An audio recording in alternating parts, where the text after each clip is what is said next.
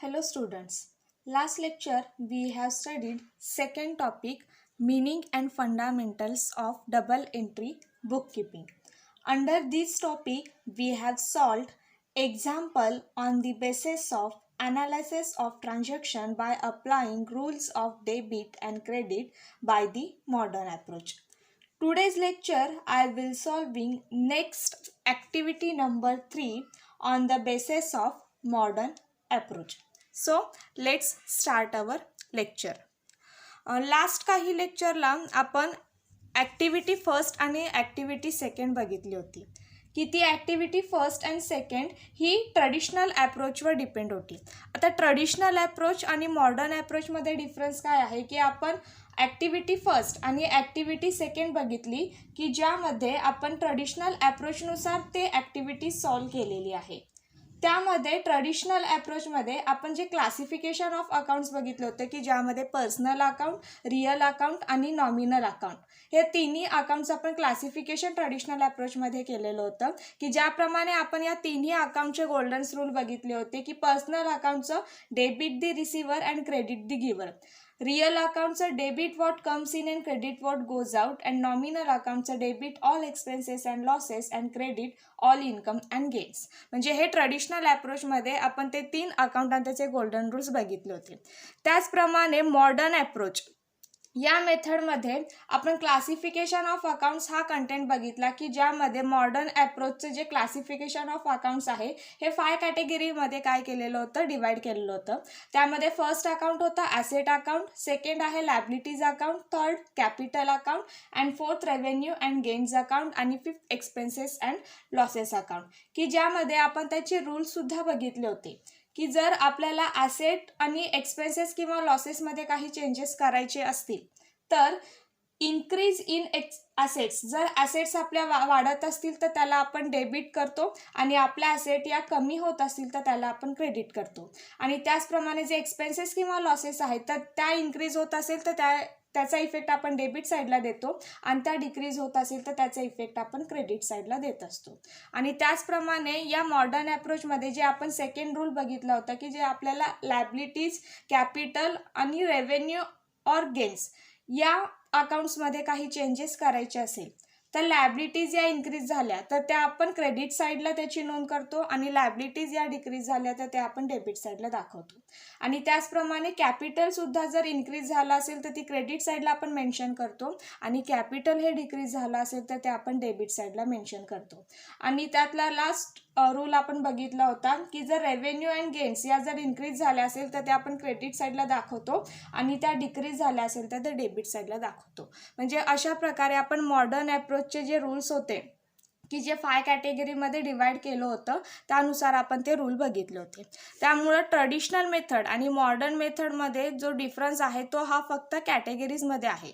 Traditional मेथडमध्ये आपण या कॅटेगरीजमध्ये पर्सनल, रिअल आणि नॉमिनल अकाउंट या कॅटेगरीजमध्ये ते रूल्स आपण अप्लाइड करत होतो आणि मॉडर्न्स मेथडमध्ये आपण हे ज्या कॅटेगरी आहेत त्या 5 कॅटेगरीमध्ये आपण काय करणार आहे, डिवाइड करणार आहे की जी ॲसेट फर्स्ट अकाउंट आहे assets, liabilities, capital, revenue and gains and expenses and losses. त्यानुसार हे कोणते रूल्स अप्लाइड होतात ते आपण यामध्ये बघत होतो. म्हणजे अशा प्रकारे आपल्याला ट्रेडिशनल आणि मॉडर्न ॲप्रोचमध्ये फक्त कॅटेगरीजमध्ये आपल्याला काय सांगितलेलं आहे तेवढा डिफरन्स सांगितलेला आहे. बाकी अदरवाईज ट्रेडिशनल ॲप्रोच आणि मॉडर्न ॲप्रोचचा जो फॉर्मॅट आहे तो फॉर्मॅट इथे सेम आहे. तर आपल्याला या लेक्चरला ॲक्टिव्हिटी 3 ही सॉल्व करायची आहे मॉडर्न मेथडनुसार. Activity third, fill the following table, analysis of transaction by applying rules of debit and credit modern approach. मॉडर्न मेथडनुसार आपल्याला ॲक्टिव्हिटी 3 ती सॉल्व करायची आहे. त्याचा फॉर्मॅट सेम आहे ट्रेडिशनल मेथडसारखा. Serial number, transaction, 2 aspects or effects म्हणजे त्या ट्रान्झॅक्शनचे 2 इफेक्ट्स कोणते, अकाउंट इन्व्हॉल्व 2 अकाउंट कोणते, कॅटेगरी ॲसेट आहे की लायबिलिटीज आहे की कॅपिटल आहे की एक्सपेन्सेस किंवा इन्कम त्या कॅटेगरीमध्ये आपल्याला ते डिफाईन करायचं आहे. आणि रूल्स अप्लाइड त्यानुसार रूल कोणता अप्लाय होतो ते आपल्याला इथं मेन्शन करायचं आहे आणि कोणते अकाउंट डेबिट आणि कोणते अकाउंट क्रेडिट हे आपल्याला इथं काय करायचं आहे, मेन्शन करायचं आहे. तर आपण फर्स्ट ट्रान्झॅक्शन बघूयात. Rajesh comments the business with cash ₹80,000.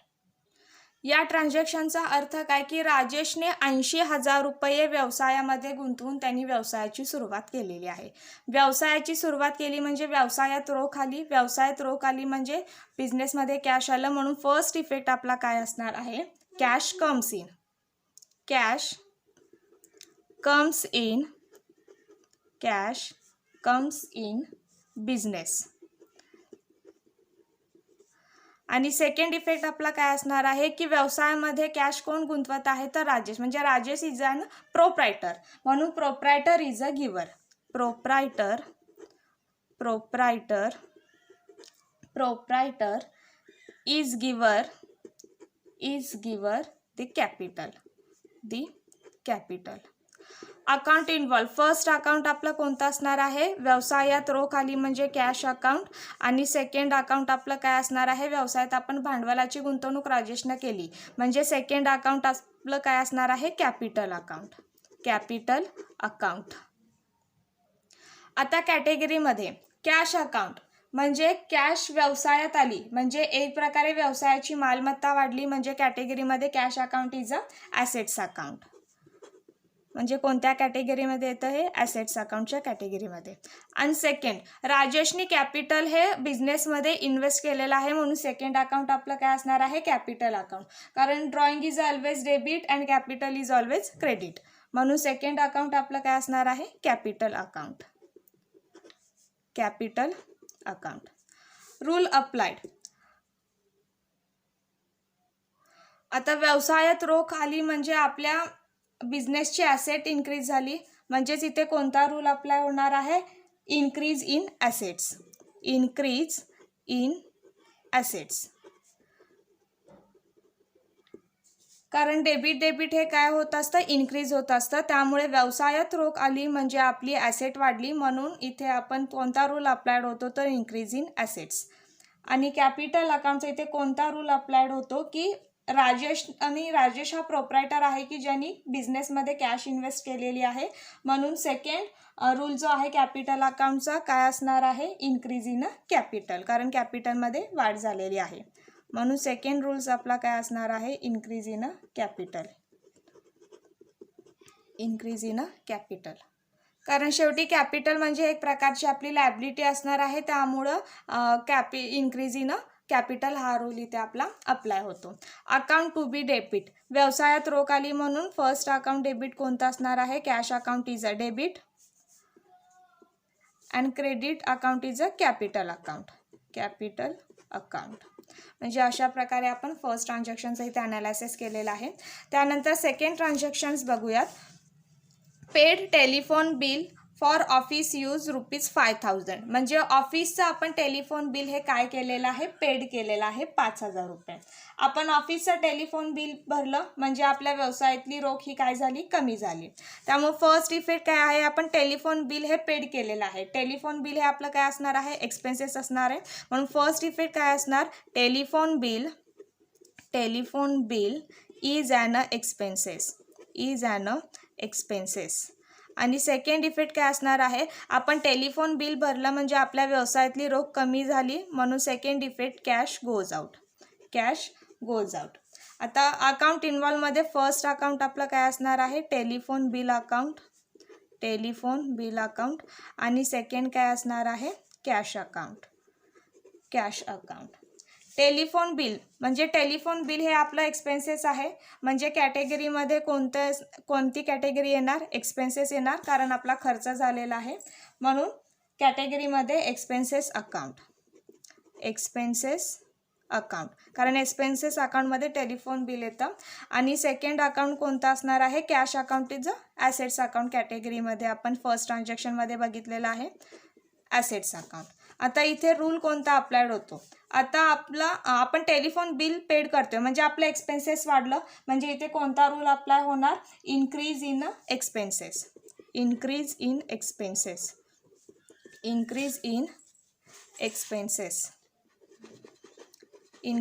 Expenses.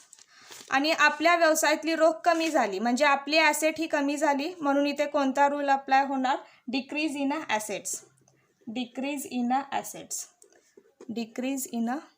Assets. मग account to be debited, telephone bill हे आपलं एक्सपेन्सेस आहे म्हणून आपण ते पेड केलेलं आहे, म्हणून अकाउंट टू बी डेबिट काय असणार आहे, टेलिफोन बिल, टेलिफोन बिल. आणि आपल्या व्यवसायातली कॅश गेली म्हणजे ते क्रेडिट असणार आहे, म्हणून cash account is a credit, cash account. म्हणजे अशा प्रकारे आपण सेकंड ट्रान्झॅक्शनचं ॲनालाइज केलं. त्यानंतर third transaction, goods purchased for cash ₹8,000. आपण रोखीने 8,000 रुपयाचा माल खरेदी केलेला आहे. माल खरेदी केला म्हणजेच काय, एक प्रकारे आपण एक्सपेन्सेस केलेला आहे, त्यामुळे त्याचा फर्स्ट इफेक्ट काय असणार आहे, परचेस इज ॲन एक्सपेन्सेस, कारण आपण माल खरेदी केलेला आहे म्हणून परचेस इज ॲन एक्सपेन्सेस, ते आपल्यासाठी एक्सपेन्सेस आहे. आणि सेकंड इफेक्ट काय असणार आहे, आपण माल खरेदी केला म्हणजे आपल्या व्यवसायातली रोख कमी झाली, म्हणून सेकंड इफेक्ट आपला असणार आहे cash goes out, cash goes out. Account इन्व्हॉल्वमध्ये फर्स्ट अकाउंट कोणतं येणार, परचेस अकाउंट, की ज्यामुळे आपण माल खरेदी केलेला आहे. आणि सेकंड अकाउंट आपल्या व्यवसायातली रोख गेली म्हणजे कॅश अकाउंट. आता कॅटेगरीमध्ये purchase account, purchase is an expenses, म्हणजे माल खरेदी केला म्हणजे आपला खर्च वाढला, खर्च वाढला म्हणजेच इथे कोणतं कॅटेगरी येणार, एक्सपेन्सेस अकाउंट, एक्सपेन्सेस अकाउंट. आणि कॅश हे काय आहे, ॲसेट्स आहे, मग ॲसेट्स अकाउंट. मग इथे कोणता रूल अप्लाय होतो, आपले एक्सपेन्सेस वाढले, एक्सपेन्सेस वाढले म्हणजे काय, इन्क्रीज, म्हणून इथे कोणता रूल अप्लाय होतो, इन्क्रीज इन ॲसेट, की ज्याप्रमाणे आपण सेकंड ट्रान्झॅक्शनमध्ये जो रूल अप्लाय झालेला आहे तोच इथे सुद्धा रूल अप्लाय होतो. आणि व्यवसायातली रोख कमी झाली म्हणजे आपली ॲसेट डिक्रीज झाली, म्हणून सेकंड रूल कोणता आहे, अप्लाय होतो याला, decrease in assets, decrease in assets. मग अकाउंट टू बी डेबिटेड, आपण माल खरेदी केला, माल आला म्हणून purchase account is a debit, आणि माल खरेदी केल्यामुळे व्यवसायातली रोख कमी झाली म्हणून cash account is a credit. म्हणजे अशा प्रकारे आपण या थर्ड ट्रान्झॅक्शनचं ॲनालायसिस केलेलं आहे. त्यानंतर फोर्थ ट्रान्झॅक्शन आहे आपलं, sold goods to Manoj worth ₹6,000. आपण मनोजला 6,000 रुपयाचा माल विकला. माल विकला म्हणजे कुणाला माल विकला, मनोज, म्हणजे मनोजला तो माल मिळाला, म्हणजे मनोज इज अ रिसिवर. त्यामुळे फर्स्ट इफेक्ट आपला काय असणार आहे, Manoj, Manoj is a receiver, is a receiver, कारण माल त्याला भेटलेला आहे. आणि सेकंड इफेक्ट, आपण माल विकला म्हणजे सेल्स हे आपलं काय झालं, इन्कम झालं, म्हणून sales is an income, sales is an income. मग इथे कोणते अकाउंट येतात, फर्स्ट अकाउंट मनोज अकाउंट, आणि सेकंड अकाउंट कोणतं असणार आहे, सेल्स अकाउंट. आता कॅटेगरीमध्ये मनोज अकाउंट म्हणजेच काय, की मनोजकडनं आपल्याला पैसे येणे आहेत, म्हणजे मनोज हा आपला डेटर झाला, आणि डेटर हे कोणत्या अकाउंटमध्ये इन्व्हॉल्व असतं, ॲसेट अकाउंटमध्ये. त्यामुळे इथे कॅटेगरीमध्ये कोणतं अकाउंट असणार आहे, ॲसेट्स अकाउंट. आणि सेल्स अकाउंट म्हणजे आपलं इन्कम झालं, म्हणजेच इथे काय ना, रेव्हेन्यू अँड गेन्स, और त्याला इन्कम म्हणू शकतो, रेव्हेन्यू अँड गेन्स और इन्कम अकाउंट.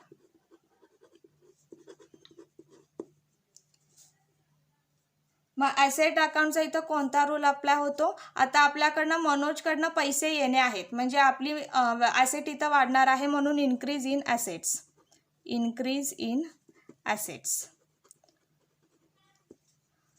आणि सेल्स हे आपलं इन्कम असल्यामुळं increase in a income, increase in a income.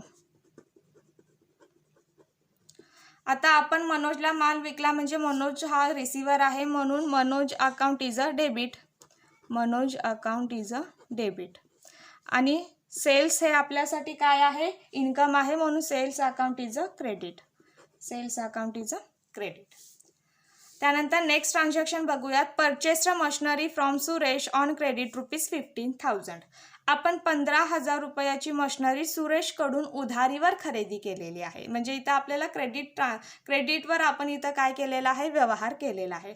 आता आपण मशिनरी खरेदी केली म्हणजे आपलं हे काय आहे, एक प्रकारे परचेस आहे, म्हणजे एक प्रकारे आपलं ते एक्सपेन्सेस आहे, म्हणून फर्स्ट इफेक्ट इथे काय असणार आहे, purchase machinery is an expenses, purchase machinery is an expenses.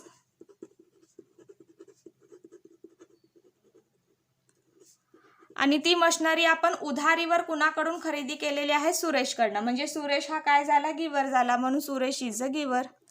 Suresh is a giver. First account काय असणार आहे? आपण मशिनरी खरेदी केलेली आहे, कारण इथे आपल्याला मेन्शन त्यांनी करून दिलेलं आहे की आपण मशिनरी खरेदी केली आहे. त्यामुळे फर्स्ट अकाउंट आपलं काय असणार आहे? Machinery account. Machinery account. आणि सेकंड अकाउंट काय आहे? सुरेश अकाउंट. सुरेश अकाउंट. आता कॅटेगरीमध्ये मशिनरी ही एक प्रकारची आपली मालमत्ता आहे, ॲसेट आहे, म्हणून कॅटेगरीमध्ये machinery account is a assets account. आणि सेकंड जे आहे सुरेश अकाउंट. आता आपण सुरेशकडनं उधारीवर मशिनरी खरेदी केलेली आहे, म्हणजे आपण सुरेशला देणं आहे, म्हणजे ही सुरेश आपल्यासाठी काय आहे? लायबिलिटी आहे, म्हणून सेकंड अकाउंट कोणतं असणार आहे? Liabilities account. Liabilities account. मग इथे कोणता रूल अप्लाय होतो? आपली ॲसेट वाढली म्हणजे increase in a assets. Increase in a assets.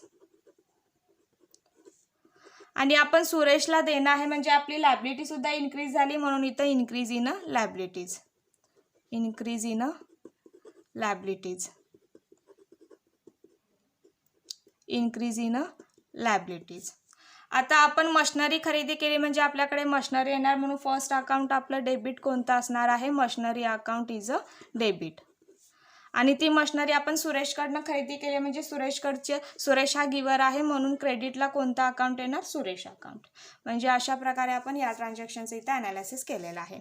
आता लास्ट ट्रान्झॅक्शन बघूयात. Received rent ₹2500. आपल्याला भाडे मिळालेलं आहे 2500. म्हणजे हे भाडे मिळाले, रेंट मिळालं म्हणजे काय? आपलं एक प्रकारे ते इन्कम आहे, म्हणजे आपल्या व्यवसायात रोख येणार. म्हणजे फर्स्ट इफेक्ट आपलं काय असणार आहे? इथं cash comes in. Cash comes in.